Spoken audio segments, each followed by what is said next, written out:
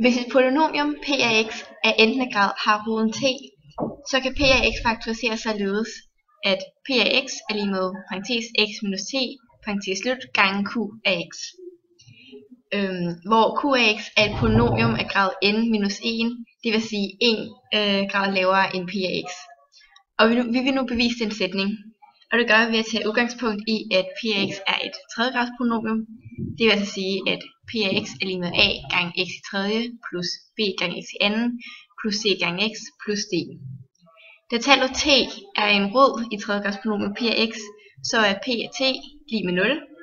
Og ifølge sætningen er q af x et polynomium af graden n minus 1, det vil sige 1 grad mindre end p af x. Og da vi har at gøre med et tredjegrads polynomium, må q af x altså så være et andengrads polynomium. Det vil sige, at q af x er lig med a1 gange x i anden plus b1 gange x plus c1. Altså, så har vi så p af x er lig med parentes x minus t parentes slut gange q af x. Vi indsætter så forskriften for et tredjegrads polynomium på p af x's plads, og forskriften for et andengrads polynomium på q af x's plads. Det vil altså sige, at vi får a gange x i tredje plus b gange x i anden plus c gange x plus d er lig med parentes x minus t parentes slut, som vi har så heroppe, gange a1 gange x i anden plus b1 gange x plus c1 parentes slut. Og da vi ikke helt ved, om det kan lade sig gøre, altså at x minus t gange q af x giver p af x, så indsætter vi også restledet r. Vi kender tallene a, b, c, d og t, og skal nu bare bevise, at vi kan bestemme koefficienterne i andengrads polynomiet, så ligningen passer. Og derefter skal vi så bevise, at r må være lig med 0. Så vi ganger nu polynomierne sammen og bestemmer koefficienterne. Og det gør vi ved, at vi starter ved at gange x minus t sammen med andengrads polynomiet.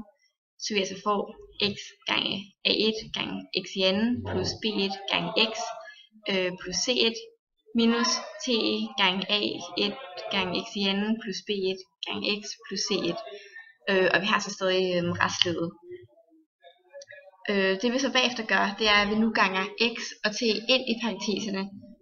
Så vi altså får, for gange x ind her, så får a1 gange x i tredje plus b1 gange x i anden plus c1 gange x. Og så ganger vi t ind her, så vi får a1 gange x i anden gange t plus b1 gange x gange t plus c1 gange t.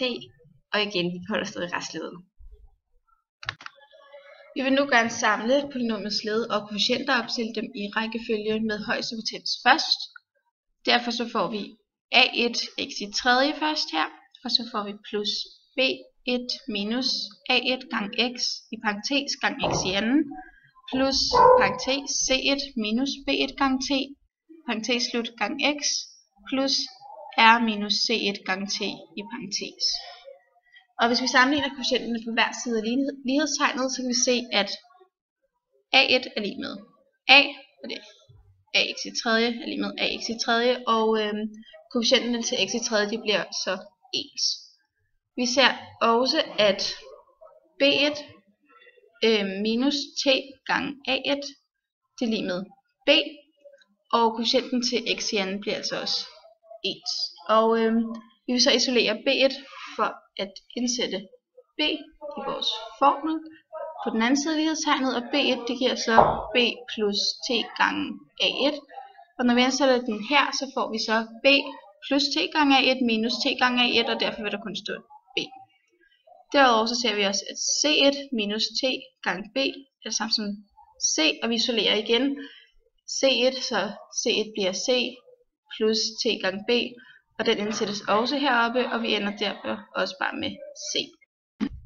Til sidst skal vi så også se, at r minus c1 gange t er det samme som d, og derfor så isolerer vi så r, og det giver så d plus t gange c1, og det indsættes så også i vores forskrift her, og vi får så bare d.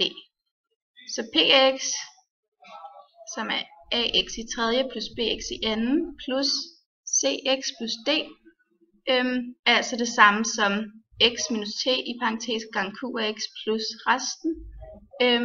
Så man kan se her, at det så også giver ax i tredje plus bx i anden plus cx plus d. Ja, og som sagt så er tallet t en rod i tredjegradspolynomiet, og vi indsætter t på x's plads, og vi får altså p af t er lig med parentes t minus t, parentes slut, gange q af x plus r.